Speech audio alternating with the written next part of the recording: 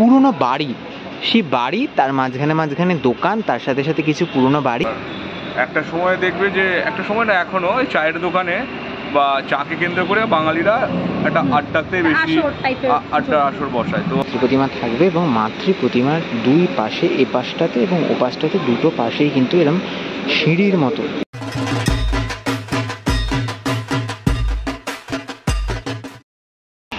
নীল আকাশে সাদা মেঘের ভেলা, মাঝে মধ্যে ক্ষণিকের বৃষ্টি জানান দিচ্ছে ভাদ্র শেষে এবার আশ্বিনের পালা। আশ্বিন মানেই উমার আগমনের যাত্রা শুরু, আর এই আশ্বিনেই আমাদের প্রাণের উৎসব দুর্গাপুজোর অপেক্ষায় মেতে থাকে সকল বাঙালি। হাতে আর মাত্র কয়েকটা দিন, তার মধ্যেই আমাদের প্রাণের উৎসব শুরু হয়ে যেতে চলেছে। সমস্ত দুর্বিসহ সমস্ত দুর্যোগ কাটিয়ে আমাদের প্রাণের উৎসব এবছর হবেই, হতেই হবে। এই বাধা, এই সমস্ত দুর্যোগ, এই সমস্ত সমসাময়িক পরিস্থিতি কাটিয়ে আমরা আমাদের প্রাণের উৎসব সফলভাবে উদযাপন করব, সেই তাই কোনো দ্বিধা নেই। আর আজকে চলে এসেছি আরও একটা নতুন ভিডিও নিয়ে, কেননা উৎসব যে আর বেশি দিন বাকি নেই। তার মধ্যেই আমি রয়েছি বেলেঘাটা জোনে, আর বেলেঘাটা জোনের আরও একটি খ্যাতনামা পুজো যদি বলি তাহলে বলতে হয় সুনা স্পোর্টিং ক্লাব, যারা প্রত্যেক বছর কিন্তু নতুন নতুন আমাদের চমক দিয়ে থাকে।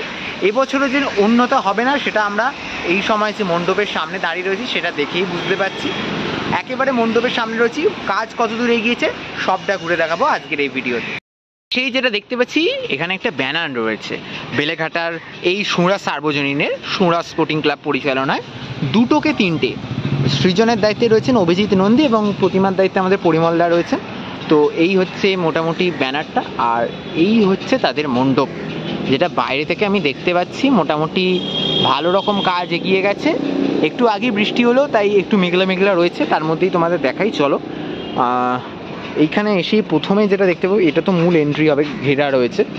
আর এইদিকে যেটা দেখতে পাচ্ছি যে টিনের শেড করে একটা যে পুরনো দোকান যেরকম হয় রাস্তার ধারে, যে ফুটপাতের ধারে যে দোকানগুলো দেখে থাকি আমরা, চায়ের দোকান বলো বা অন্যান্য যে কোনো দোকান বলে থাকি, সেই জিনিসটা কিন্তু এখানে রয়েছে এরকম স্ট্রাকচার। তার উপরে আরও একটা স্তরে আবার একটা দোকানের স্ট্রাকচার রয়েছে। তো মোটামুটি এইরকমভাবে একটা এন্ট্রি রয়েছে, এখানে একটা প্লাইয়ের কাজও রয়েছে। তো এই হচ্ছে মোটামুটি এন্ট্রি। এবার ভেতরে যাই, ভেতরে গিয়ে দেখাই কাজ কীরকম চলছে। একদম সুনা স্পোর্টিং ক্লাবের যে পুজো প্রাঙ্গণ, তাদের যে মণ্ডপ নির্মীয়মান অবস্থায় রয়েছে তার ভেতরে একদম চলে এসেছি। আর এবার যেটা একদম প্রবেশ করেই আমি দেখতে পাচ্ছি, একদম আমি যদি বাঁ দিকটা থেকে শুরু করি তাহলে বাঁ দিকটা যেটা আমি দেখতে পাচ্ছি এরকম যে পুরনো বাড়ি, সেই বাড়ি তার মাঝখানে মাঝখানে দোকান, তার সাথে সাথে কিছু পুরনো বাড়ি। তোমার একেবারে সেই পুরনো যে বাড়ি তার সাথে পুরনো যে দোকান, একটা ঐতিহ্যর ব্যাপার একটা কিন্তু চলে আসছে। তার সাথে নস্টালজিয়ার কথা যদি বলি, সেই যে উত্তর কলকাতায় পুরনো বাড়ি, পুরনো চায়ের দোকানে আড্ডা, সেই জায়গাটা কোথাও গিয়ে একটা ফিরে পাওয়ার চেষ্টা করা হচ্ছে এই সুনা স্পোর্টিং ক্লাবের দুর্গাপুজোর মাধ্যমে। তো মোটামুটি এইরকম স্ট্রাকচার উঠেছে। তো এইগুলো ধরো যখন রাত্রিবেলা হবে, এখানে তো লাইটিংয়ের কাজ থাকবে, সেইগুলো দিকে আরও জিনিসটা নিখুঁত হয়ে উঠবে। মোটামুটি এখন নির্মীয়মান অবস্থায় রয়েছে। এর মধ্যেই কিন্তু একটা দারুণ স্কাল্পচার তৈরি হয়ে গেছে এর মধ্যেই। এতেই কিন্তু আমাদের একটা আলাদা রকমের ভাইবস কিন্তু পাচ্ছি, কোথাও গিয়ে একটা নস্টালজিয়া টাইপ ভাইবস কিন্তু এখানে খুঁজে পাচ্ছি। তো মোটামুটি এই একটা স্ট্রাকচার রয়েছে। এটা গেল বাঁ দিকের সাইডটা। এবার যদি ডান দিকের সাইডটাতে আসি, সেই যে পুরনো বাড়ির যে দরজা, যেন আমি বলেছি উত্তর কলকাতায় যেরকম পুরনো বাড়ি দেখতে পেয়ে থাকি, সেই ধরনের কিন্তু পুরনো বাড়ির দরজা এখানে করা হয়েছে। আর যদি বাড়িগুলো কিভাবে তৈরি হচ্ছে আমি একটু দেখাই, প্লাই দিয়ে কাজ করা হয়েছে। আর এইগুলো কিন্তু একদম অরিজিনাল দরজা কিংবা জানলা, একেবারে অরিজিনাল, একেবারে কিন্তু মানে কতটা মানে পুরনো জিনিস বোঝাবার জন্য একেবারে পুরনো যে অরিজিনাল দরজাগুলো হয় না, সেগুলো নিয়ে এসে ইনস্টল করা হয়েছে। আচ্ছা, এইবার যদি বলি, এইবার এই দিকটাতেও আমি দেখতে পাচ্ছি এরকম কিছু দোকান মতো রয়েছে। এখানে একটা শাটার মতো করা রয়েছে, আমি এখান থেকে দেখতে পাচ্ছি। এই যে শাটার, একেবারে দোকান যেরকম হয় সেই পাকা দোকানে যে শাটার, সেই শাটার দিয়ে এখানে কাজটা করা হয়েছে। মানে কোথাও গিয়ে সেই যে আমাদের একটা পাড়া, নিজেদের যে পাড়া, সেই পাড়াটা খুঁজে পাচ্ছি। কেননা বাড়ি রয়েছে, দোকান রয়েছে, আড্ডার জায়গা রয়েছে, চায়ের আড্ডা মানে চায়ের দোকানের যে আড্ডা, সেইটা সমস্ত কিছু মিলে একটা পাড়া, সেই পুরনো গন্ধযুক্ত পাড়া, যে পাড়াটাকে আমরা উত্তর কলকাতায় সেই নস্টালজিয়ার আড্ডার আসর বা পাড়া হিসেবে বলে থাকি, সেই জায়গাটা কিন্তু উঠে আসছে। সমস্ত কিছুর মাঝে এই যে পাড়া, এই যে দোকান, আসর, সমস্ত কিছুর মাঝে এক দালানে যেন মায়ের আবাহন চলছে, মায়ের আরাধনা চলছে। সেই জায়গাটা কোথাও গিয়ে এই যে মূল মাতৃমণ্ডপ সেইটা নির্মাণ হচ্ছে।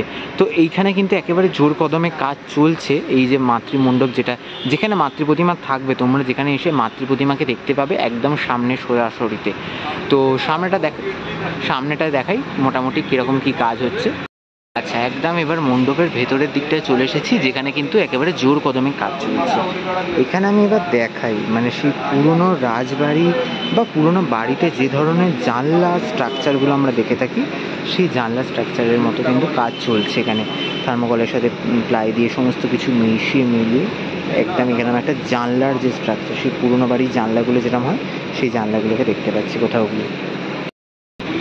ঠিক এই জায়গাটাতে মাতৃ প্রতিমা থাকবে এবং মাতৃ প্রতিমার দুই পাশে, এ পাশটাতে এবং ও পাশটাতে দুটো পাশেই কিন্তু এরকম সিঁড়ির মতো, এই যে সিঁড়ির মতো কিছু স্ট্রাকচার করা হয়েছে এবং থার্মোকলের কাজ চলছে, সেগুলো কিন্তু দেখতে পাচ্ছি। আর এইটা হচ্ছে ব্যাকগ্রাউন্ডে কিন্তু এরকম মোটা যে কাটা দড়ি যেগুলোকে বলি, সেইগুলো দিয়ে কাজ করা আছে। আর এইখানটা দেখো সেই পুরনো দিনের যে গলি, উত্তর কলকাতার যে সমস্ত গলি, যে সমস্ত বাড়ি, সেই সমস্ত ছবিগুলোকে কিন্তু এইভাবে এই বক্সের ভেতর দিয়ে কাজগুলোকে করা হবে, সেইভাবে কিন্তু রেডি করা রয়েছে। আচ্ছা, এইখানটা যেটা জানতে পারলাম, এইখানটা একটা রাউন্ড স্ট্রাকচার রয়েছে, যার ভেতরে কিন্তু একটা চায়ের কেটলি থাকবে। সেই চায়ের কেটলি থেকে ধোঁয়াও বেরোবে। সেই যে তোমাদের যেমনটি জানাচ্ছিলাম, উত্তর কলকাতার চায়ের দোকান, নস্টালজিক আড্ডা, কোথাও গিয়ে ফিরে পেতে চলেছি। মণ্ডপের শুরুতে চায়ের কেটলি, এখানে যে সমস্ত দোকানদার তাদের দোকানের নাম, এখানে দোকান। তো মোটামুটি এইভাবে একটা এন্ট্রি সেজে উঠবে, তার একটা আন্দাজ তোমাদের করিয়ে দিলাম আজকের ভিডিওতে। আধুনিক শহরের বেড়াজালের মধ্যেই এইখানে সোনা স্পোর্টিং ক্লাব এক উত্তর কলকাতার নস্টালজিক পাড়াকে তুলে আনছে। চারিপাশে উঁচু উঁচু বিল্ডিং, আর তারই মাঝে কিন্তু উত্তর কলকাতার এই নস্টালজিক পাড়া সোনা স্পোর্টিং ক্লাবের দুর্গাপুজোর প্রাঙ্গণে। সত্যি অভাবনীয় একটি ভাবনা, তার সাথে কোথাও গিয়ে সেই নস্টালজিয়াটা আমরা ফিরে পেতে চলেছি তাদের এবছরের পুজো প্রাঙ্গণে। রয়েছে সুরা স্পোর্টিং ক্লাবে, আমাদের সাথে কিন্তু অভিজিৎ দাকে পেয়ে গেছি। নমস্কার দাদা। আচ্ছা, তুমি এখানে এবারে কাজ করছো, এবারে কি এখানে প্রথমবার কাজ করছো তুমি? মানে এই ক্লাবে আমি এবছর প্রথমবার কাজ করছো। আচ্ছা, বাইরে একটা ব্যানার দেখলাম, লেখা রয়েছে দুটোকে তিনটে, একটু বিষয়টা যদি তুমি বলো। দুটোকে তিনটে বলতে একটা নামটার মধ্যে একটা গিমিক আছে।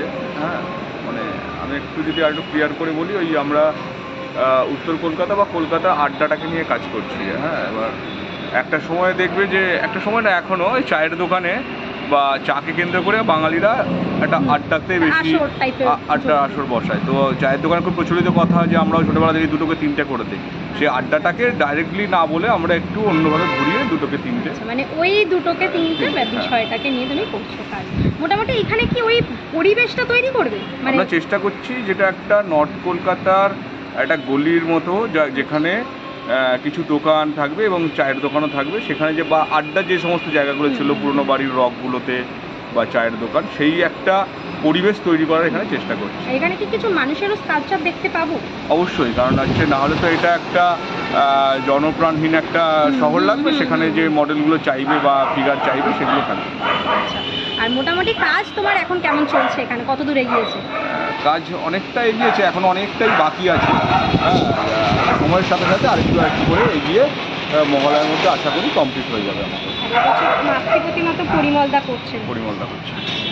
এবারে জানতে চাইবো, যারা আগত দর্শনার্থী তাদের উদ্দেশ্যে তোমার তরফ থেকে কি বলতে চাইবে, এই যে পরিস্থিতি চলছে সেইটাকে মাথায় রেখে? দেখুন, এমন একটা প্রশ্ন যেটা হচ্ছে পুরো শহর কেন, পুরো রাজ্য বললেও কম বলা হবে, পুরো বিশ্ববাসীর কাছে মনটা কোথাও খারাপ। আমাদের এটা দুর্গাপুজো, আমরা কাজ করি, আমাদের ওপর নির্ভর করে আরও অনেক লোক আছে এবং অনেক অনেক সেক্টরে অনেক লোক ছড়িয়ে আছে। তাদের প্রত্যেকের একটা রুচির জায়গা এবং বাঙালির শ্রেষ্ঠ উৎসব, সেটা মাথায় থাকলেও কোথাও প্রত্যেকের মনটা কিন্তু আমাদের খারাপ, একটু মিয়ে আছে। কিন্তু কাজ যেহেতু এটা কর্ম, কোথাও একটা কথা আছে না যে কর্মই ধর্ম, তো কাজ তো করতেই হবে, সেই জন্য কাজ হচ্ছে। কিন্তু কোথাও প্রাণটা সেরকমভাবে নেই, আর উৎসবের প্রাণটা নেই এখনও পর্যন্ত। অনেক ধন্যবাদ দাদা, পুজোর অনেক আগাম শুভেচ্ছা। তো এই ক্ষেত্রে আমিও বলে রাখি, মানে অন্যান্যদের মতো হয়তো এই রাস্তার মিটিং মিছিলে আমি যেতে পারছি না, কিন্তু আমাদেরও একটাই বক্তব্য, জাস্টিস ফর আরজি কর, মানে এটা নিয়েই আমাদেরও একই স্লোগান থাকবে। আমরাও সহমত। একদম একদম। অনেক ধন্যবাদ। Thank you. তাহলে আজকের এই ভিডিওতে তোমাদের সাথে শেয়ার করে নিলাম বেলেঘাটার এই সোমরাজ স্পোর্টিং ক্লাবের প্রস্তুতি ঠিক কোন পর্যায়ে রয়েছে। অসাধারণ এক থিম ভাবনা শিল্পীর মুখ থেকেও আমরা শুনে নিলাম যে উত্তর কলকাতার নস্টালজিক সেই পাড়া কোথাও গিয়ে এবছর সোমরাজ স্পোর্টিং ক্লাবের মণ্ডপে আমরা দেখতে পেতে চলেছি। সব মিলিয়ে এই শহরের বেড়াচালে এই যে উঁচু উঁচু বিল্ডিং, তার মাঝখানে কিন্তু সেই পুরনো কলকাতার আঁচ কিন্তু এই সোমরাজ স্পোর্টিং ক্লাবে আমরা আবারও পেতে চলেছি।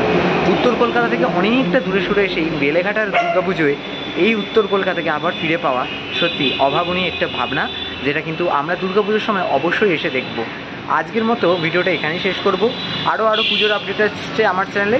দেখা হবে পরবর্তী নতুন কোনো আপডেট নিয়ে খুব তাড়াতাড়ি। ততক্ষণের জন্য নিচ্ছি বিদায়। সকলকে এখানেই টাটা।